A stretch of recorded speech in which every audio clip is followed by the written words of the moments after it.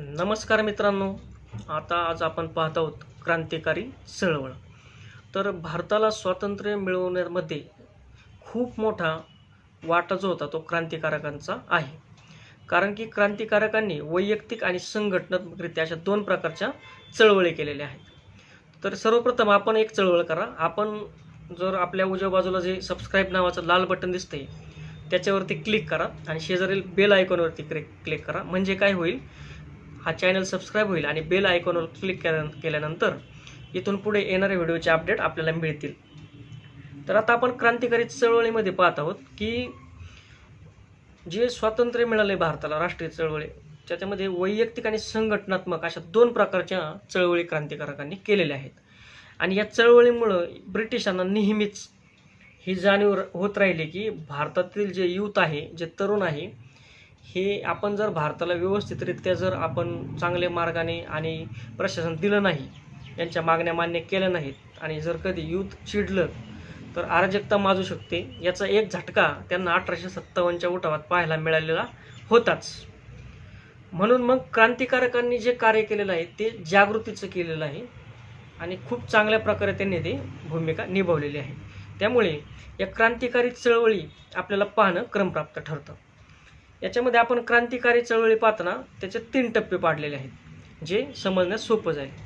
जो पहिला टप्पा आहे तो आहे पहिल्या महायुद्धापूर्वीची क्रांतिकारी चळवळ. आपण पाहतो पहिलं महायुद्ध झालं, त्याच्या पूर्वी काय क्रांतिकारी चळवळी झाल्यात त्यानंतर पहिल्या महायुद्धाच्या काळात पण काही क्रांतिकारी चळवळी झाल्यात आणि सी जो टप्पा आहे तो आहे क नंबरचा टप्पा, तो पहिल्या महायुद्धानंतरच्या क्रांतिकारी चळवळी. तर चला मग आता आपण क्रमाने त्या पाहूयात. तर मित्रांनो, आपण पाहतोय सेक्शन ए की ए सेक्शनमध्ये आपण पाहतोय. सेक्शन म्हणजे काय पाहिलं होतं आपण, पहिल्या महायुद्धापूर्वीच्या क्रांतिकारी चळवळी. तर आपण याच्यामध्ये पण आता काही गट पाडलेले आहेत, त्या गटानुसार आपण पाहणार आहोत. जसं की महाराष्ट्रातील क्रांतिकारी चळवळी, बंगालमधील क्रांतिकारी चळवळी, भारताबाहेरील क्रांतिकारी चळवळी आणि उत्तर भारत व संपूर्ण पट्टा, अशा प्रकारच्या क्रांतिकारी चळवळी आपण आता पाहणार आहोत. तर आपण पहिल्यांदा पाहत आहोत की महाराष्ट्रातील क्रांतिकारी चळवळी. याच्यामध्ये काय होतं, आक्रमक राष्ट्रवाद, जपान आणि इटली. याच्यामध्ये आता आक्रमक राष्ट्रवाद हा तर खूप महत्त्वाचा भाग होताच, पण जपान आणि इटलीमध्ये जे क्रांतिकारी चळवळी झाल्या होत्या त्याची प्रेरणा भारतीय क्रांतिकारकांनी घेतलेली होती, हे लक्षात घ्या.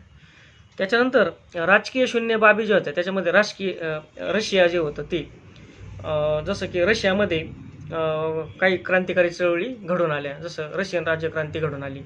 याच्यातून पण भारतीय क्रांतिकारकांनी प्रेरणा घेतलेली आहे आणि याच्यामध्ये धार्मिक अनुष्ठा पण होत्या.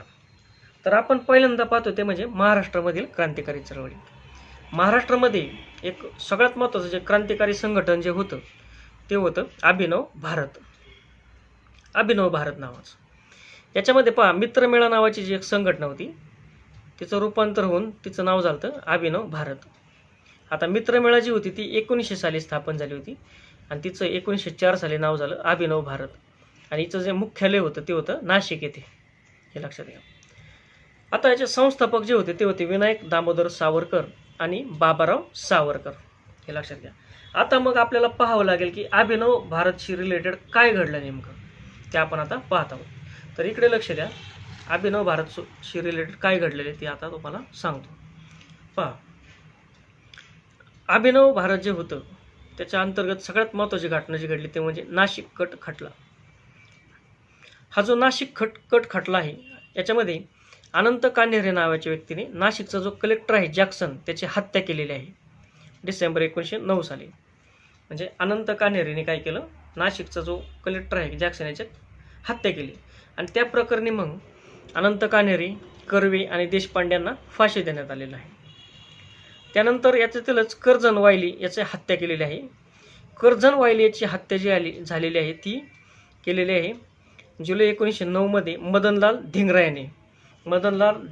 यांनी कर्जन वायलीची हत्या लंडनमध्ये केलेली आहे. हा कर्जन वायली भारत मंत्र्याचा तत्कालीन सुरक्षा सल्लागार होता, हे लक्षात घ्या. त्यानंतर आपण पुढे पाहतोय बंगाल. आता बंगालमधले आपण बंगाल प्रांतात काय घडलं पाहूयात. बंगालमध्ये जी होती ती होती अनुशीलन समिती, हे लक्षात घ्या, अनुशीलन समिती. जसं अभिनव भारत महाराष्ट्रात होती तशी बंगालमध्ये होती अनुशीलन समिती, जिच्यात 2 शाखा होत्या. एक शाखा होती 1902ला स्थापन झालेली ढाक्याची शाखा, ढाका जे आता बांगलादेशची राजधानी आहे तिथे, आणि त्याचा संस्थापक होता पुलिंदास, हे लक्षात घ्या. आणि दुसरी जी शाखा होती ती होती कलकत्ता येथे, जी 1905ला स्थापन झाली, आणि तिचे संस्थापक होते बारिंद्र कुमार घोष आणि भूपेंद्रनाथ दत्त. बारिंद्र कुमार घोष आणि भूपेंद्रनाथ दत्त, हे लक्षात घ्या. आता मग यांनी काय केले ते आपण पाहूयात.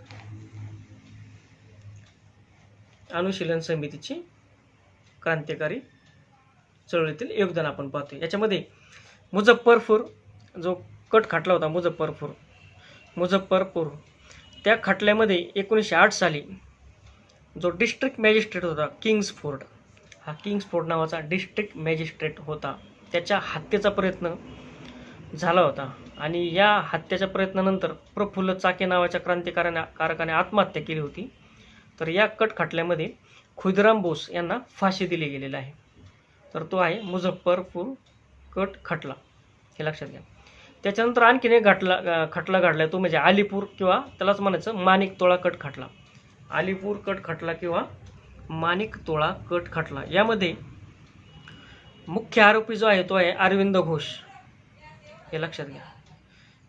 अरविंद घोष यांना मुख्य आरोपी करण्यात आलं होतं. आणि नंतर एक कट खटला घडला. आता अलीपूर किंवा माणिकतोळा येथे जो कट खटला घडलाय तो आपण सविस्तर पुढे पाहणारच आहोत. सध्या फक्त हे फॅक्ट लक्षात घ्या. दिल्ली कट खटला घडला 1912ला. याच्यामध्ये जो लॉर्ड हॉर्डिंग्स होता, कोणता, ज्याने दिल्लीच्या आपला दरबार भरवला होता, आणि त्या दरबारामध्ये याची जॉर्ज पंचम याने बंगालची फाळणी रद्द केली होती, तो त्याच्या हत्येचा प्रयत्न झाला दिल्लीच्या चांदणी चौकामध्ये. त्याच्यावरती बॉम्ब हल्ला करण्यात आला होता, आणि त्यामुळे हा खटला भरला गेला. त्याच्यामध्ये अमीनचंद, बालमुकुंद, आबद बिहारी आणि वसंत कुमार यांना फाशी देण्यात आलेला आहे. म्हणून त्याला दिल्ली कट खटला, या खटल्याअंतर्गत फाशी कोणाकोणाला देण्यात आलेली आहे? अमीनचंद, बालमुकुंद, आबद बिहारी आणि वसंत कुमार यांना फाशी देण्यात आलेला आहे, हे लक्षात घ्या. त्यानंतर आपण आता पुढे पाहत आहोत भारताबाहेरील काय घडलं नेमकं. तर भारताबाहेर जी सगळ्यात महत्त्वाची होती ती म्हणजे गदर. गदर याचा अर्थ होतो बंड किंवा उठाव. एक गदर नावाचा चित्रपट देखील येऊन गेलेला आहे, सगळ्यांनी पाहिला असेल. गदर एक प्रेमकथा. त्या चित्रपटाचा आणि या गदर चळवळीचा कसलाही संबंध नाही, हे लक्षात घ्या. तर ही भारताबाहेर घडलेली आहे गदर, याचा अर्थ बंड उठाव. सॅन फ्रान्सिस्को USA येथे त्याचं मुख्य ठिकाण आहे. सॅन फ्रान्सिस्को USA 1913च्या काळात, ज्यावेळेस लाला हरदयाळ तिथे त्याचे प्रमुख आहेत. लाला हरदयाळ, मोहनसिंग भापना, भाई परमानंद, विष्णू गणेश पिंगळे आणि करतार सिंग, ही खूप महत्त्वाची लोक त्या गदर चळवळीशी जोडलेली आहेत. याच्यामध्ये आपली महाराष्ट्रातील व्यक्ती विष्णू गणेश पिंगळे, हे लक्षात घ्या. तर आता काय घडले, तर विष्णू गणेश पिंगळेला फाशी झालेली आहे गदरच्या याच्यामध्ये. तर 21 फेब्रुवारी 1915ला भारतीय सैन्यातील प्रस्तावित उठाव झालेला नाही. म्हणजे तिकडून जो उठाव आखलेला होता गदर चळवळी अंतर्गत, की भारतामधील सैन्याने बंड करून चालायचं, आणि बाहेरून गदर चळवळीने काय केलं होतं की काही देशांच्या सैनिकांबरोबर टायअप केलं होतं, जसं जर्मनी असेल, इटली असेल.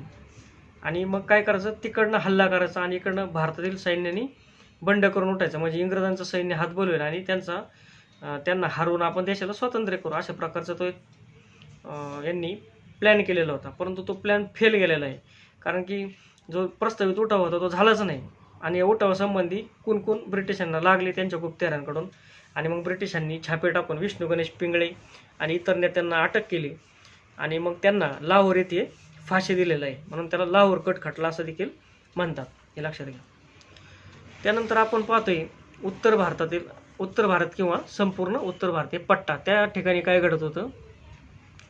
तर पहा, उत्तर भारतामध्ये आणि त्या संपूर्ण पट्ट्यामध्ये एक हिंदुस्तान रिपब्लिकन असोसिएशन नावाची एक क्रांतिकारी संघटना होती. ही हिंदुस्तान रिपब्लिकन असोसिएशन जी क्रांतिकारी संघटना होती ती कानपूरला होती. 1924ला तिची स्थापना झाली होती. आणि तिचे जे संस्थापक होते किंवा तिची जी बॉडी होती त्याच्यामध्ये महत्त्वाची व्यक्ती जी होती ते होते सच्चिदानंद सन्याल हे. त्यानंतर ज्यांनी बंदी जीवन नावाची कादंबरी लिहिली ते सच्चिदानंद सन्याल. त्यानंतर दुसरे जे होते ते रामप्रसाद बिस्मिल. त्यानंतर होते रोशन सिंग, राजेंद्र लहोरी आणि अशफाक उल्ला खान ही लोक होती. आणि मग यांनी ते हिंदुस्तान रिपब्लिकन असोसिएशनची स्थापना केलेली होती. त्याच्याच पुढे जाऊन दिल्लीच्या बाजूचे जे क्रांतिकारक होते ते सामील झाले, पण त्यांनी सप्टेंबर 1928मध्ये हिंदुस्तान सोशलिस्ट रिपब्लिकन असोसिएशन असं नाव दिलं. कारण की भगतसिंग जे होते ते समाजवादी होते आणि त्यामुळे त्यांनी त्याच्यामध्ये सोशलिस्ट हा शब्द टाकला आणि हिंदुस्तान रिपब्लिकन असोसिएशन ऐवजी नवी दिल्लीला त्यांनी सप्टेंबर 1928मध्ये हिंदुस्तान सोशलिस्ट रिपब्लिकन असोसिएशनची स्थापना केली. त्याचे जे सदस्य होते ते होते मग चंद्रशेखर आझाद, यशपाल सिंग, भगतसिंग, राजगुरू आणि सुखदेव हे लक्षात घ्या. आता यांनी काय केलंय हे आपण पाहूयात. तर पहा, हे खूप महत्त्वाचे क्रांतिकारी संघटना होती. यांनी काकोरी कट खटला जो घडलाय तो काकोरी कट खटला आपण पाहतो, ज्याच्यामध्ये त्यांनी ट्रेन लुटायचा प्रयत्न केलेला आहे इंग्रजांचा खजिना. याच्यामध्ये रामप्रसाद बिस्मिल, रोशन सिंग, राजेंद्र लहोरी आणि अशफाक उल्ला खान म्हणजे हे हिंदुस्तान रिपब्लिकन असोसिएशनचे जे क्रांतिकारक आहेत हे पकडले गेले आणि यांना फाशी देण्यात आलेलं आहे हे लक्षात घ्या. याच्यामध्ये जी अशफाक उल्ला खान नावाची जे क्रांतिकारक आहे ही पहिली मुस्लिम व्यक्ती जी स्वातंत्र्य चळवळीत शहीद झाली हे लक्षात घ्या. त्यानंतर लाहोर कट झाला. लाहोर कटमध्ये काय झालं की भगतसिंग, राजगुरू आणि सुखदेव यांनी सँडर्स नावाच्या ब्रिटिश अधिकाऱ्याची हत्या केली होती. या सँडर्सच्या हत्येच्या अंतर्गत त्यांना अटक करण्यात आली आणि मग याच्यामध्ये त्यांना फाशी देण्यात आलेला आहे. हे खूप गाजलेला खटला आहे, आपल्या सगळ्यांना माहिती आहे. नंतर 8 एप्रिल 1929ला 8 एप्रिल 1929ला ट्रेड डिस्प्यूट बिल म्हणजे ह्या फाशीच्या आधी लक्षात घ्या, सँडर्स हत्या जरी 1928ला झाली तरी हा खटला खूप दिवस चालला आहे. आणि यांना पकडण्याच्या आधी पण 8 एप्रिल 1929ला काय झालं की ट्रेड डिस्प्यूट बिल आणि पब्लिक सेफ्टी बिल याच्या विरोधात केंद्रीय कायदे मंडळात बॉम्बस्फोट घडवलेला आहे भगतसिंग आणि बटुकेश्वर दत्त यांनी हे लक्षात घ्या. तिथे जी मीटिंग चालली होती कायदे मंडळामध्ये तिथे त्यांनी कोणालाही कसल्याही प्रकारची हानी होऊ न देता फक्त एक इंग्रज सरकारचे डोळे उघडायचे या भावनेने रिकाम्या स्पेसमध्ये तो बॉम्ब टाकला आणि बॉम्ब स्फोट घडून आणला. या प्रकरणी भगतसिंग आणि बटुकेश्वर दत्त यांना जन्मठेपेची शिक्षा झाली होती, कारण की कोणाची तेथे हत्या झाली नसल्यामुळे. नंतर मग सँडर्सच्या खटल्यात भगतसिंग, राजगुरू, सुखदेव यांना पुढे फाशी झालेली आहे. मग अशी मी सांगितलं तुम्हाला की काही खटले कोणत्या कारणाने घडले आपण पुढे पाहणार आहोत, तर ते आपण आता क्रमाने पाहूयात की नेमकं कशा क्रमाने ते खटले होत गेलेले आहेत क्रांतिकारकांनी विरोधात. तर याच्यामध्ये सगळ्यात महत्त्वाचा जो आहे जो खटला आहे तो 1897ला एक घटना घडली. 1897ला काय झालं की कमिशनर रँड हा जो रँड होता तो आणि आयर्स्ट यांची हत्या करण्यात आलेली आहे पुणे येथे, जी चाफेकर बंधूंनी केलेली आहे. दामोदर चाफेकर आणि बाळकृष्ण चाफेकर. आता मग हा रँड जो होता हा पुण्यातील कमिशनर होता. याची हत्या का करण्यात आली तर पुण्यात काय झालं की त्या काळात पुण्यात प्लेगची साथ सुरू झाली होती आणि ह्या प्लेगच्या साथीमध्ये इंग्रज जे होते ते खूप उर्मटपणे वागले भारतीय लोकांबरोबर, खूप उर्मटपणे. म्हणजे पुण्यातील प्लेगच्या साथीत जी इंग्रजांनी वागणूक द्यायला पाहिजे त्याच्यापेक्षा खूप वाईट आणि विचित्र वागणूक भारतीय लोकांना दिली होती. याचा राग हा या क्रांतिकारकांच्या मनात होता आणि या वागणुकीचा बदला घेण्याचं त्यांनी ठरवलेलं होतं. आणि त्याच रागातून त्यांनी मग जो प्लेग कमिशनर होता त्यावेळेस पुण्याचा तो होता रँड, याची प्लेग कमिशनर तो असल्यामुळे मग त्याची हत्या केली आणि त्याच्यामध्ये आयर्स्ट देखील मारला गेलेला आहे हे लक्षात घ्या. त्यानंतर 1907ला एक खटला घडलाय, म्हणजे एक घटना घडली की 1960ला जो किंग्स फोर्ट होता त्याच्या हत्येचा प्रयत्न मुझफ्फरपूर येथे झाला. आपण मगाशीच पाहिलं. याच्यामध्ये खुदिराम बोस आणि प्रफुल्ल चाकी यांना फाशी झालेली आहे. तर तो का झाला तर किंग्सफोर्ड जो होता तो क्रांतिकारकांचा हाडवैर होता, कारण की किंग्सफोर्डने क्रांतिकारांवर खूप दमनकारी कारवाया केलेल्या होत्या. त्याच्यामुळे क्रांतिकारक त्याला स्वतःचा हाडवैरी मानायचे. आणि याच भावनेतून खुदिराम बोस आणि प्रफुल्ल चाकी यांनी त्याचा कायमचा काटा काढण्यासाठी त्याचा हत्येचा प्रयत्न केला. पुढचं जे आहे ते 1908ला अलीपूर जो कट खटला आहे तो. तर अलीपूर कट खटल्यामध्ये कन्हैयालाल दत्त आणि सत्येंद्रनाथ बासू या क्रांतिकारकांनी कारवाई केलेली आहे. पुढे 1909ला जे 2 महत्त्वाचे खटले घडलेत, जे आपण मागाशीच पाहिले की एक तर जॅक्सनची हत्या, नाशिकचा कलेक्टर जॅक्सन याची हत्या केलेली आहे 1909च्या काळातच अनंत कान्हेरे यांनी. आणि त्याच काळात मदनलाल धिंगरा यांनी कर्जन वायलीची हत्या केलेली आहे लंडनमध्ये. आता याच्या मागे काय पार्श्वभूमी आहे, तर याच्या मागे सावरकर जे होते, विनायक दामोदर सावरकर यांचे जे बंधू होते गणेश सावरकर, या गणेश सावरकरांनी स्वातंत्र्य प्रेमाच्या आणि इंग्रज द्वेषाच्या कविता प्रसिद्ध केलेल्या होत्या. ह्या ज्या स्वातंत्र्य प्रेमाच्या इंग्रज द्वेषाच्या कविता प्रसिद्ध केल्यामुळे नाशिकचा जो कलेक्टर होता जॅक्सन, तो तत्कालीन कलेक्टर, याने जे गणेश सावरकर यांना जन्मठेपेची शिक्षा दिली होती. आणि ही शिक्षा देण्यामध्ये कर्जन वायले देखील सामील होता. म्हणून याचा राग मनात धरून क्रांतिकारकांनी यांचा काटा काढण्याचं ठरवलं आणि त्याच्यातूनच मग अनंत कान्हेरेंनी जॅक्सनची हत्या केली. आणि कर्जन वायली नंतर इंग्लंडला गेला होता, तिथे त्याची मदनलाल धिंगरा यांनी नंतर हत्या केलेली आहे. पुढे जे आहे ते 1912ला व्हाईसरॉय हॉर्डिंग्स आपण पाहिलं दिल्लीत, त्याच्यावरती बॉम्ब हल्ला केला आहे. रासबिहारी बोस, वसंत कुमार यांनी केला आणि दुसरे 4 जण अडकले आणि त्यांची तिथे फाशी देण्यात आलेली आहे. 1925ला आपण पाहतोय काकोरी कट. आता काकोरी कट काय आहे 1925चा, तर याच्यामध्ये काकोरी या ठिकाणी एक शस्त्रास्त्र मिळवायचे आणि पैसा पण मिळवायचा, याच्यासाठी खजिना लुटायचा होता. मग ती जी शस्त्रास्त्र आणि पैसा आणि खजिना घेऊन जाणारी जी रेल्वे होती तिला अडवायचं आणि ती लुटायची, जेणेकरून क्रांतिकारकांना त्यांची क्रांतिकारी चळवळ पुढे नेण्यासाठी पैसा तर हवा होताच, त्याचबरोबर इंग्रज सैन्यावर विरुद्ध लढण्यासाठी शस्त्रास्त्र देखील हवी होती. या भावनेतून ते कट आखला, परंतु तो त्याच्यामध्ये फेल गेलेले आहेत, त्याच्यामध्ये पकडले गेलेले आहेत. या कट खटल्यामध्ये महत्त्वाचे क्रांतिकारक होते बिस्मिल, रामप्रसाद बिस्मिल आणि अशफाक उल्ला खान. त्यानंतर 1928ला सँडर्सची हत्या झालेली आहे. आता सँडर्सची हत्या भगतसिंग, राजगुरू आणि सुखदेव यांनी केलेली आहे. याला लाहोर कट असं म्हणतात, लाहोर कट खटला हा. आता त्याची हत्या का केली, त्याची पार्श्वभूमी अशी आहे की जे सायमन कमिशन भारतात आलं होतं, ज्याच्यामध्ये भारतीयांनी खूप विरोध केला होता त्या सायमन कमिशनचा, तो विरोध करताना एक मोर्चा काढला गेला होता. त्या मोर्चामध्ये लाला लजपत राय हे जे क्रांतिकारकांचे प्रेरणास्थान होते, आदरणीय स्थानी अशी जी व्यक्ती होती ज्यांना क्रांतिकारक खूप मानायचे, त्यांच्यावरती लाठी हल्ला केला, त्यांच्या छातीत काठ्या मारल्या इंग्रजांनी आणि त्या हल्ल्यामध्ये त्यांचा मृत्यू झाला. याचा राग प्रचंड क्रांतिकारकांच्या मनात होता आणि या गोष्टीचा बदला घेण्यासाठी मग त्यांनी सँडर्सची हत्या केली. पुढे 1930ला चितगाव कट खटला आहे. या चितगाव कट खटल्यामध्ये मास्टर सूर्यसेन हे प्रमुख क्रांतिकारक होते.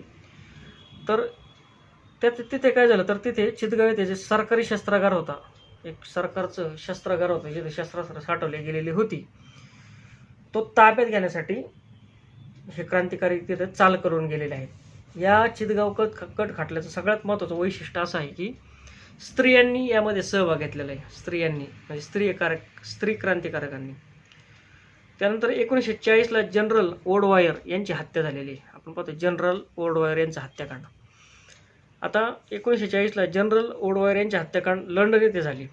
जसं आपण मगाशी पाहिलं की कर्जन वायलीची हत्या लंडनला झाली, तशीच ओडवायरची हत्यासुद्धा लंडनला झाली.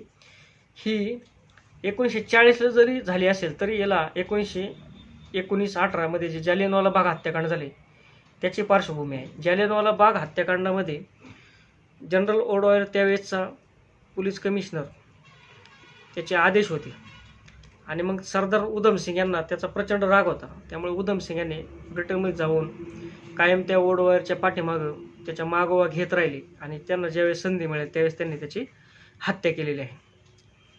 1911ला मिस्टर ॲश नावाचे एक तिरुवेल्लीचे जे कलेक्टर होते मिस्टर ॲश यांची हत्या वांची आयर नावाच्या एका महिला क्रांतिकारकाने केलेली आहे.